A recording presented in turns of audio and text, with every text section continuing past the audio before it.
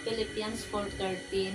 I think the all things through Through Christ who Christ. is strength. Ayun yung ano ba, Who is ready? kung baga, parang, Maging lakas oo, mo. yun yung, kasi nung laging nag-ano ngayon sa akin kasi ngayon, kung ano yung nangyari sa akin, ganun din kasi parang Oo. nag-connect yung device sa Isaiah, yung Parehas pagsubok ka. din, parang ganun din. Si Lord yung Namayag din nagpapalakas, siya ng God. si Lord yung nagpapalakas sa akin eh. Gaya nga yung sabi, di ba?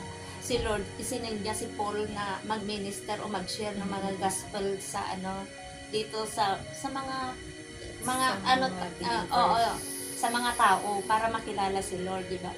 Kaya parang kung nagawa ni Paul yun, magagawa din natin kasi tayo yung anak ni Lord na mag-share din ng mga gospel niya